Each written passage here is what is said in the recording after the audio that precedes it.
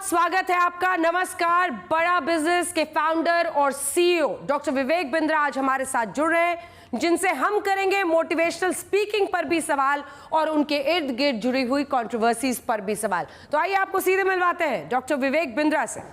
तो विवेक जी, बहुत स्वागत है आपका हमारे साथ बातचीत के लिए। नमस्कार, धन्यवाद Anjana Om Kashyap ji, thank you very much. पहला सवाल, आपके वीडियोस जो भी देखेगा मोटिवेशन तो आप देते हैं, लेकिन साथ में बहुत ही हाई वोल्टेज ड्रामा भी होता है, जिसमें आप एनिमेशन के जरिए, कभी बातचीत के जरिए, कभी लोगों से कुछ सवाल पूछकर उनके रिस्पॉन्सेस के जरिए एक यूफोरिया क्रिएट करते हैं। ये मॉडल क्या है जिसकी वजह से शायद आपको इतने व्यूज मिलते हैं? नहीं, thank you very much, thank you. देखिए क्या है, कभी भी अगर आप लोगों को कोई बात कम्युनिकेट करना चाहते हैं तो पहला चीज है आपके पास स्ट्रॉन्ग कन्विक्शन होना चाहिए। स्टोरी टेलिंग के अगर थ्रू कर सकते हैं आप, तो आई डोंट नेवर गो अनप्रिपेयर्ड। मैं जब भी बात करता हूं बड़ा प्रिपेयर्ड रहता हूं, पावरफुल ओपनिंग और क्लोजिंग के साथ चलता हूं, हमेशा एनोलॉजीज मेटाफर्स को यूज करता हूं। I don't go of script. मैं पर्पस रहता है ना माइंड में, तो पर्पस ब्रिंग्स क्लैरिटी। आज भी करके आए हैं? आज भी इंटरव्यू के लिए तैयारी करके आए हैं? मैंने सुना आज आप कुछ कंट्रोवर्शियल सवाल करने वाली हैं बहुत सारे, तो मैं पूरी तैयारी के साथ आया हूं। देखते हैं क्या सवाल आते हैं। एक के बाद एक बाउंसर्स आएंगे, लेकिन उसके पहले ये बताइए कि घर में भी ऐसे ही बात करते हैं? घर में थोड़ा रिलैक्स होते हैं? नहीं, मैं I am a very introvert guy otherwise. अच्छा। पर ये है कि जब कैमरा के सामने आते हैं, जब प्रोफेशनल लाइफ होता है, तो नेचुरली बहुत प्रिपेयर होकर के आते हैं। वो कॉन्फिडेंस वो कंटेजियस होता है। जो आप जितना विजुअल अपनी बॉडी लैंग्वेज से बात कर सकते हैं, जितना फैक्ट डेटा फिगर के साथ बात कर सकते हैं, तो वो हमेशा फर्क लाता है, और वही मेरा प्रयास रहता है। चलिए अब सवालों की शुरुआत करते हैं, क्योंकि आपके पूरे करियर पाथ को ट्रेस करें तो बहुत सारे इश्यूज ऐसे हैं जिन पर आप खुलकर बोलते हैं, बहुत सारे ऐसे इश्यूज हैं जिन्होंने आपको परेशान भी किया है और परेशानी में डाल भी दिया है। तो पहला सवाल, अदालत में वीडियो बनाना क्यों? अदालत में वीडियो बनाना क्यों शुरू कर दिया?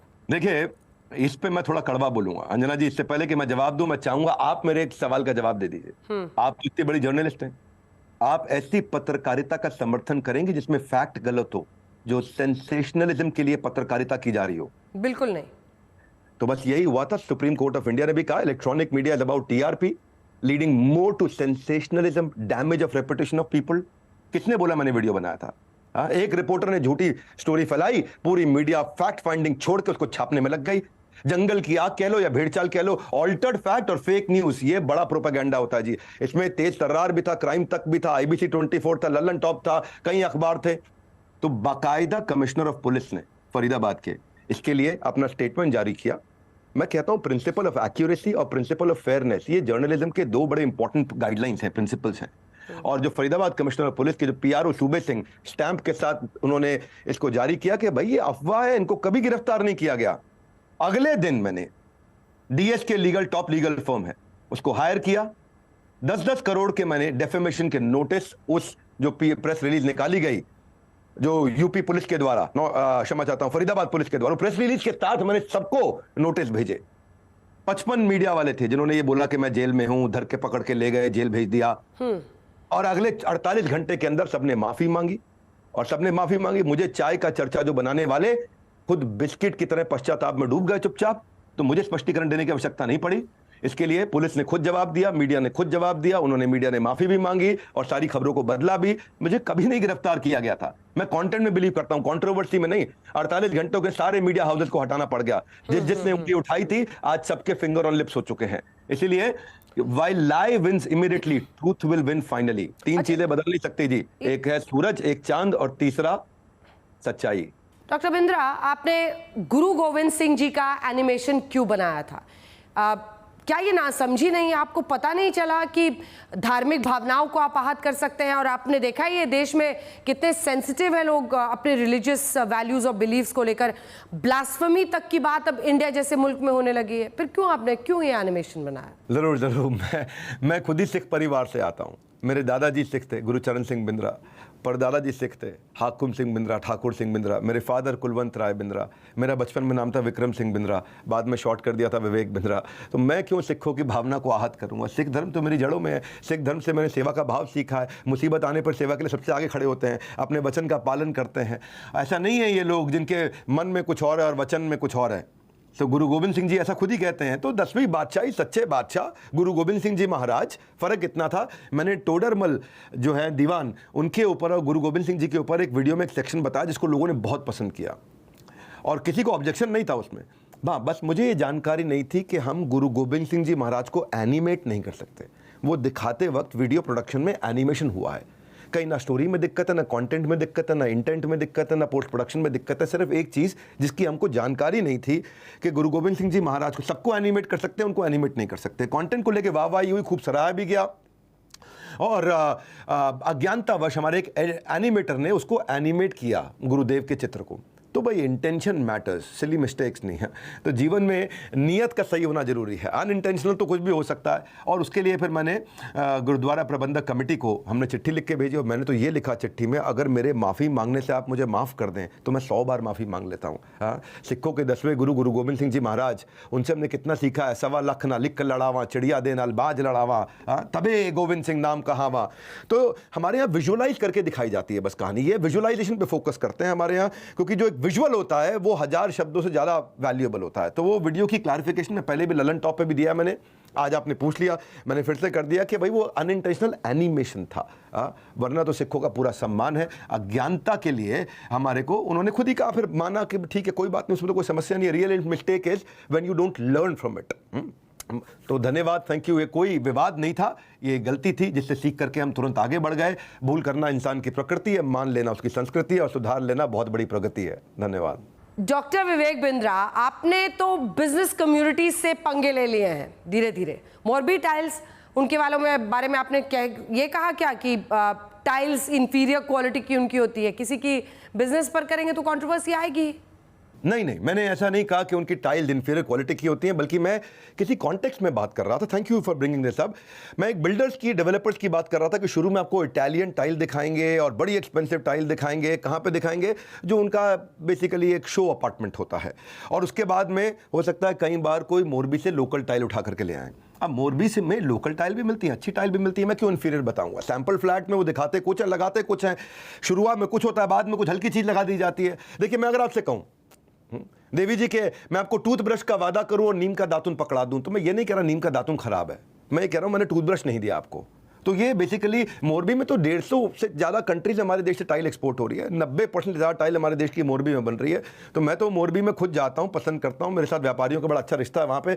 1000 से ज़्यादा यूनिट है आज मोरबी के अंदर, 3 लाख लोगों को एम्प्लॉयमेंट दे रहा है। मैं मोरबी के अगेंस्ट क्यों बोलूँगा कि हम लोग के चैनल जब बड़े हो रहे हैं ना, तो आउट ऑफ कॉन्टेक्स्ट कोई चीज़ उठा ली जाती है। ये एक बहुत बड़ा इंडस्ट्रियल क्लस्टर है। मोरबी में क्वालिटी टाइल्स बनती हैं, आज बड़े ब्रांड भी मोरबी से टाइल बनवा रहे हैं और लोकल चीप भी बनेगी क्योंकि क्लस्टर है। तो मैंने बोला कि दिखाएगा इटालियन, लगा देगा मोरबी से लाके कोई लोकल चीप क्वालिटी। इसका अर्थ ये नहीं कि मोरबी गलत है। तो ये कंट्रोवर्सी है ही नहीं। अगर किसी को ऐसा लगा कि ये कंट्रोवर्सी है तो भाई मैं माफी मांग लेता हूं, कोई समस्या नहीं है मुझे। जैसे ही लोगों ने इस पे आपत्ति जताई, मैंने वो वीडियो हटवा दी। मैंने कहा अगर आउट ऑफ कॉन्टेक्स्ट लिया जा रहा है और आपत्ति आ रही है, it is important that we forgive ourselves for making mistakes. We need to learn from our errors and move on. तो वो हटा दिया गया वीडियो। इंटेंट बिल्कुल क्लियर है, मोरबी हमारे देश का एक बहुत बड़ा कॉन्ट्रीब्यूटर है। एक और कंट्रोवर्सी है आपके नाम पर। आपने ट्वीट किया था कि भारत सरकार ने आपके नाम पर पोस्टल स्टैंप जारी कर दिया, जबकि वो तो पोस्टल सर्विस की माई स्टैंप सेवा थी, कोई भी कर सकता था। हाँ, इसके ऊपर बहुत वीडियोस बनाए गए मेरे कि भाई मैंने पोस्टल स्टैंप बोला कि भारत सरकार ने। देखिए, एक कुलदीप सिंह नाम के गवर्नमेंट ऑफिशियल, उनका मैं आपको फ़ोन नंबर दे देता हूँ। वो डाक विभाग में ही काम करते हैं। 16 अक्टूबर के दिन अलवर में वो मेरे बाउंस बैक इवेंट में आए थे। उन्होंने आकर के हमारे को प्रेजेंट करी थी ये स्टैंप कि हमारे यहाँ से ये स्टैंप आपके लिए डाक विभाग द्वारा बनवा करके भेजी गई है। और उसमें मुझे कोई उन्होंने स्कीम थोड़ी बताई थी। ये माई स्टैंप इनिशिएटिव है तो मुझे बाद में पता चला था। ना तो हमने कोई ट्रांजैक्शन किया, ना हमने किसी को कोई पैसे दिए। हम तो कुलदीप जी को धन्यवाद कर रहे थे, उन्होंने कितना अच्छा हमारे सम्मान में बनवाया। तो ये कौन सी स्कीम में बन सकती है? बनवाया सरकार ने ही, बनवाया सरकारी लोगों ने ही, लेकिन कौन सी स्कीम में हो सकता है ये उसी स्कीम में बनी जिस स्कीम में और भी लोग ले सकते हैं। तो ये कोई कंट्रोवर्सी नहीं थी। मेरी ज्ञान की पुस्तक में ईमानदारी पहला अध्याय है। People should know that when you try to pull someone down, जैसे यूट्यूबर कई बार और सोशल मीडिया पर लोग करने लग जाते हैं, when you try to pull someone down it will never help you reach the top. तो बेसिकली नादानियाँ ज़िंदगी की एक एड ब्रेक जैसी होती है और ये एक समझ लो एक सिली लैक ऑफ कम्युनिकेशन था। It is not on purpose. इससे हमारा एम्बैरेसमेंट भी हो जाता है कई बार। तो जैसे मैंने आपको बताया कि पोस्टल डिपार्टमेंट ने ही ये प्रिंट किया था मेरे लिए, और कुलदीप सिंह गवर्नमेंट ऑफिशियल थे जो 16 अक्टूबर को आकर के अलवर में मेरे बाउंस बैक इवेंट में लाइव सबके सामने देखे गए, जिसकी मेरे पास फोटोग्राफ है, उन जेंटलमैन का मेरे पास फोन नंबर भी है। हमारी ट्रांजैक्शन नहीं थी इसको लेकर के। धन्यवाद। डॉक्टर से क्या दिक्कत हुई थी आपको, अब ये बताइए। जो जानकारी मिली, आपने कोई वीडियो बनाया था जिसमें डॉक्टर्स को मर्डरर्स इन व्हाइट कोट कह दिया था, क्या ये सच है? अंजना जी, आपके सवाल बहुत अच्छे हैं, एक से बढ़कर एक सवाल आप पूछ रही हैं। आशा करता हूं आपको मेरे जवाब भी अच्छे लग रहे होंगे। मैं कैमरा के लेंस पे नहीं, भगवान की गीता के लेंस से विश्वास रखता हूं। मैं ये कहना चाहूंगा आपको कि भाई डॉक्टर्स जो आपने सवाल पूछा है, ये केस 2018 का है, आज का नहीं है। मेरे पे 50 करोड़ का डेफेमेशन का केस चला था IMN, इंडियन मेडिकल एसोसिएशन ने, और जितनी एक्साइटमेंट से उन्होंने मुझ पे केस किया था, 10 गुना ज्यादा एम्बैरेसमेंट उनको झेलनी पड़ी। बड़ी विनम्रता से बोलूंगा, कोर्ट ने 16 पन्नों की जजमेंट दी, वो केस मैं जीत चुका हूं। अगर आपने वो जजमेंट नहीं देखी, मैं जजमेंट आपको भेजूंगा। कोर्ट ने जजमेंट में साफ साफ कहा है कि जो मैंने वीडियो बनाया डॉक्टर्स के खिलाफ, उसमें कोई इंटेंशन नहीं है मेरी डॉक्टर्स को या किसी पर्टिकुलर प्रोफेशन को हर्ट करने की। जजमेंट में लिखा गया कि कोई सफिशिएंट ग्राउंड ही नहीं है कि प्रोसीड कर सके कोई केस डॉक्टर विवेक बिंद्रा के अगेंस्ट। उन्होंने CRPC 203 के अंदर इसको डिसमिस कर दिया। और यहां पे मैं जज साहब को धन्यवाद दूंगा, मैं तो मुझे उन्होंने सम्मन तक नहीं दिया। बोला सम्मन देना, अब बोले केस शुरू करना तो दूर, सम्मन भी नहीं दे सकते। तो बड़ा अच्छा वीडियो था मेरा वो। और by stretch of any imagination जज साहब ने कहा कि ये वीडियो किसी भी सेक्शन पे कोई झगड़ा नहीं करा रहा। तो कोर्ट ने, मैं जज साहब ने बोला मैंने 20 बार इनका वीडियो देखा, मुझे नहीं लगा इसमें कुछ भी गलत है। इनफैक्ट देवी प्रसाद शेट्टी की, गोविंदप्पा वेंकट स्वामी डॉक्टर हैं, अरविंद आई केयर हैं, टाटा मेमोरियल हॉस्पिटल है, मैंने उनकी तारीफ भी करी थी। और इनफैक्ट क्रिश्चियन मेडिकल कॉलेज है जो वेल्लोर में है, वो भी कितना गरीबों का इलाज करता है, उसकी भी तारीफ। मैंने अच्छे एग्जांपल दिए कि प्रॉफिटेबल स्केलेबल होना चाहिए। डॉक्टर क्या करते हैं, डॉक्टर जो है कई बार कमीशन खोरी के चक्कर में गलत काम कर देते हैं। उन्होंने मुझे बहुत फोन किए, मारेंगे, ऑफिस तोड़ देंगे, बर्बाद कर देंगे, विवेक बिंद्रा तेरी डिग्री फाड़ देंगे आकर के। पर जज साहब ने सम्मन तक नहीं किया। मेरा मकसद था मैल प्रैक्टिस के बारे में बात करना, मेरा मकसद था। उन्होंने 50 करोड़ का मेरे पर डेफेमेशन किया, सारे केस वो हार गए। मैंने कमीशन मॉडल की बात करी थी। मैं जब कोई डॉक्टर मेडिसिन प्रेस्क्राइब करता है तो उसी मेडिकल स्टोर पे क्यों मिलेगी दवाई? जब वो स्कैन या ब्लड टेस्ट प्रेस्क्राइब करता है तो उसी लैब पे क्यों जाके कराने के लिए बोलता है वो? और मैं पहला नहीं हूं जिसने हाईलाइट किया, कई लोगों ने हाईलाइट किया। आप तो जानते हैं कि किसी भी MR को क्या क्या देना पड़ जाता है। यूरोप ट्रिप गिफ्ट करना पड़ता है, स्मार्टफोन गिफ्ट करने पड़ते हैं, दवाइयां रेकमेंड कराने के लिए लेजर ट्रिप गिफ्ट करने पड़ते हैं। और देखिए, सिनेमा समाज का आईना होता है। गब्बर इज बैक अक्षय कुमार की मूवी है, उनको एक अक्षय कुमार पे भी उन्होंने 5 करोड़ का डेफेमेशन का केस डाला था। वो अलग बात है, अक्षय कुमार पे 5 करोड़ का डाला, मेरे पे 50 करोड़ का डाला। मुझे सब लगा शायद अब थोड़ी इन्होंने वैल्यू कर दी। तो मैं सबकी नहीं, सच की बात करता हूं, मैंने जनरलाइज कुछ नहीं किया है। ठीक है, आपका जो बिजनेस मॉडल है उस पर आते हैं। इंडिपेंडेंट बिजनेस कंसल्टेंट क्या है ये? लोग ये कह रहे हैं कि आप असल में बिना सैलरी के ही काम कराते हैं और अपना कोर्स प्रमोट कर रहे हैं। नहीं, बिल्कुल ठीक कह रहे हैं। हमें सैलरी देने की जरूरत नहीं पड़ती। इस मॉडल को बोलते हैं गिग इकोनॉमी। गिग इकोनॉमी में स्विगी है, जोमेटो है, ओला है, उबर है, शॉपिफाई है, ये सब सैलरी थोड़ी देते हैं, ये साथ में पार्टनर्स बनाते हैं। ओला के ड्राइवर को सैलरी नहीं मिलती, वो पार्टनर होता है। मोतीलाल ओसवाल का इंडिपेंडेंट फाइनेंशियल एडवाइजर सैलरी नहीं लेता, वो पार्टनर होता है। LIC का एजेंट सैलरी नहीं लेता, वो पार्टनर होता है। इनको फ्रीलांसर, एफिलिएट मार्केटिंग, सोलोप्रेन्योरशिप, ये बिजनेस के मॉडल्स हैं। तो ये बेसिकली बिजनेस का मॉडल है। ये कोई गलत प्रमोशन थोड़ी हो रहा है कि भाई आज नोएडा के अंदर, ग्रेटर नोएडा में कोई इन्वेस्टर मीट हो रही है, MBA चाय वाला, और कई लोग आकर के प्रमोट कर रहे हैं। पता चला इन्वेस्टर मीट में लिखा था 5000 इन्वेस्टर आएंगे, इन्वेस्टर एक भी नहीं आया। हमारा मॉडल है anybody can definitely earn, ABCDE, ये मेरा ब्रांड प्रॉमिस है। तो मॉडल बेसिकली क्या है कि अपनी मर्जी का समय, अपनी मर्जी की जगह, अपनी मर्जी का काम, अपनी मर्जी का दाम, दुनिया लेगी सुबह शाम, पूरे सम्मान से आपका नाम। We are serving the underserved. इसको फ्रीलांसर्स का, सोलोप्रेन्योर्स का मॉडल है। तो ना तो देखो मैं ये बोल के साबुन बेच रहा हूं कि भाई इसमें सोने का सिक्का है, ना मैं ऐसा कह रहा हूं कि 7 दिन में गोरा करने वाली क्रीम है, आप ये ले लो। भाई मेरा मानना सिर्फ इतना है कि IBC एक अफिलिएट मार्केटिंग का एक ऐसा मॉडल है जिसमें आज हम मार्जिनाइज लोग जो हैं, बिल्कुल एकदम Tier 3, Tier 4, Tier 5 से जो जुड़े हुए हमारे साथ में लोग, वो आकर के हमारे साथ में बिजनेस करते हैं। Amazon भी कराता है, फ्लिपकार्ट भी करता है, LIC भी करता है, बजाज फाइनेंस भी करता है, अनअकैडमी भी करता है। तो ये एफिलिएट मार्केटिंग की तरह ही है IBC का मॉडल। इसमें उसको लाइफ टाइम की अपॉर्चुनिटी मिलती है हमारे साथ जुड़ने के लिए, हमारे फुल प्रोडक्ट को मार्केट में लेके जाता है, वर्क फ्रॉम होम करता है, उसको इंफ्रास्ट्रक्चर चाहिए नहीं, अच्छी उसको इनकम हो जाती है, उसको फुल टाइम भी काम कर सकता है, पार्ट टाइम भी कर सकता है, लोकल ट्रेनर उसको दे देते हैं, उसकी कोई क्वालिफिकेशन की रिक्वायरमेंट भी नहीं है, हम उसको ट्रेन करते हैं। और अगर वो नहीं कमा सका, 100% मनी बैक गारंटी देते हैं। सारा रिस्क मेरे कंधे पे है अंजना जी। अच्छा, कंधे पे है। कंधे से और कर्म पर आते हैं। आपने तो भगवत गीता को भी अपने फायदे के लिए इस्तेमाल कर लिया, ऐसा आरोप लगता है। आचार्य प्रशांत कहते हैं कि आप जिन लोगों को गीता के संदर्भों के जरिए घुट्टी पिलाते हैं, अगर वो गीता समझ जाएं तो आपकी दुकान बंद हो जाएगी। ये कौन कहते हैं ऐसा? आचार्य प्रशांत। आचार्य प्रशांत जी मुझे नहीं लगता कि ऐसा बोलेंगे, जिम्मेदार व्यक्ति हैं। मैं सोचता नहीं कि वो ऐसी बात करेंगे कि भाई मैं गीता के साथ मिलकर कुछ कमर्शियलाइज कर रहा हूं। मैं फ्री वेबिनार सेमिनार्स करता हूं भगवत गीता के। मैं भगवत गीता से लोगों को management principles, leadership principles, behavioural principles सिखाता हूं। मैंने गीता पे सिर्फ हाथ नहीं रखा है, मैंने गीता का साथ भी रखा है। तो जो बोलूंगा सच्ची बोलूंगा। मैं बता देता हूं, आचार्य प्रशांत जी ने नहीं किया होगा, किसी ने और ने वीडियो बना करके जरूर बोल दिया होगा। तो मेरे और उस व्यक्ति के लिए मेरा कर्म उसकी मोहर की मोहताज नहीं है। भगवत गीता कोई साधारण किताब नहीं, कल्प वृक्ष है। भगवत गीता से आप शारीरिक, मानसिक, भौतिक, आध्यात्मिक, व्यापारिक जो सुधारना चाहते हैं सुधार लीजिए। भगवत गीता नेशनल बुक होनी चाहिए हमारे देश की। और कौन कहता है मेरी दुकान बंद हो जाएगी? देवी जी, जब वो मेरा बिजनेस ही नहीं है तो दुकान कैसे बंद हो जाएगी? ऐसा कहने वालों को मेरे बारे में, मेरे स्टार्टअप के बारे में जीरो जानकारी है। भगवत गीता का जब मैं सेमिनार करता हूं उसको बोलते हैं गीता इन एक्शन। ऑडिटोरियम में करते हैं, कोई टिकट चार्ज नहीं करते, लोग फ्री में आकर के अटेंड करते हैं। वहां पे हम लोगों को भोजन खिलाते हैं, कोई टिकट चार्ज नहीं है, भोजन की भी फ्री में खिलाते हैं। लोगों को भगवत गीता की कॉपी देते हैं, कोई टिकट चार्ज नहीं है, भगवत गीता के लिए उनसे पैसा भी नहीं लेते हैं। सारी व्यवस्था सब कुछ मुफ्त में किया जाता है। तो मुझे नहीं लगता आचार्य प्रशांत ने ऐसा कभी कहा होगा कि मेरी दुकान बंद हो जाएगी। भगवत गीता एक प्रश्न उत्तर की किताब है, एक behavioural, attitude, learning, perception, motivation, overcoming anger, overcoming stress, सब कुछ सीख सकते हैं। और रंजना जी, आपसे भी प्रार्थना करूंगा भगवत गीता आप भी पढ़िए। एक यूट्यूबर है डॉक्टर विवेक, कैरी मिनाटी, काफी फेमस है, उनके हर वीडियो को लाखों व्यूज मिलते हैं। आपको प्रॉब्लम है क्या कोई उनसे? आप खूब रोस्ट करते हैं, लोग तो कहते हैं कि जलते हैं आप। अंजना जी, आप एक बात बताइए, अगर अभी मैं कुछ यहां गाली गलौज और अब्यूजिव लैंग्वेज का प्रयोग करूं, मार धाड़ की बातें करूं, तो क्या आप मुझे बोलने देंगे? आप मेरे को रोक देंगे? ये इंटरव्यू यहीं रुक जाएगा। अच्छा, व्यूअर क्या करेगा?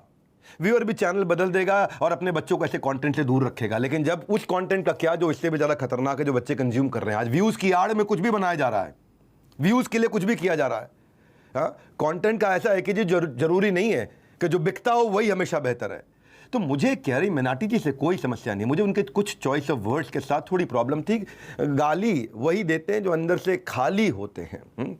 गाली देना एक भूल होगी, वो कोई कूल लगने की निशानी नहीं है, वो भूल की निशानी है। तो एक्चुअली मैं भारत के राष्ट्रपति जो रह चुके श्री एपीजे अब्दुल कलाम जी, उनके बारे में वीडियो बना रहा था। और वीडियो के अंत में हमने कहा था कि हमारे को अब्दुल कलाम जी जैसे लोग चाहिए जो देश को संस्कार दे सकते हैं। हमें ऐसे लोग नहीं चाहिए जो देश को गाली देना सिखाते हैं। और इसका विरोध अनुपम खेर जी ने भी किया था कि कंटेंट के नाम पे लोग कुछ भी कर रहे हैं। और इसी से बच्चों को समस्या होती है, सेल्फ आइसोलेशन में जा रहे हैं, self harming tendency build, anger issues इसीलिए आ रहे हैं, एंटी सोशल बिहेवियर आ रहे हैं, बुलिंग हो रही है उनकी। तो मैं ये कहूँगा कि भाई ऐसे लोग they are basically lowering the standard of Indian YouTube. मुझे उनके साथ समस्या नहीं है, लैंग्वेज के साथ है। बच्चे का पेट भरते समय हम कितना सोचते क्या खिलाएं क्या नहीं खिलाएं। ऐसे ही बच्चे का दिमाग भरते वक्त भी हमें सोचना चाहिए, वो भी वैसे ही असर दिखाएगा। बच्चे पर जचती है सूरत भोली भाली, ना कि क्षमा चाहता हूँ माँ बहन वाली गाली। और ये मैं हाथ जोड़ के इसलिए बोलता हूँ क्योंकि मैं बच्चों को संस्कार देने हैं। Doctor Vivek Bindra, motivation, but motivation with a little bit of controversy. तमाम सवालों के आपने हमारे साथ जवाब दिए और हर सवाल जैसा भी हो, कंट्रोवर्शियल हो या फिर आपके काम से लेकर हो, आपने हर सवाल का जवाब दिया। बहुत बहुत धन्यवाद आपका डॉक्टर विवेक बिंद्रा हमारे साथ जुड़ने के लिए। Thank you very much.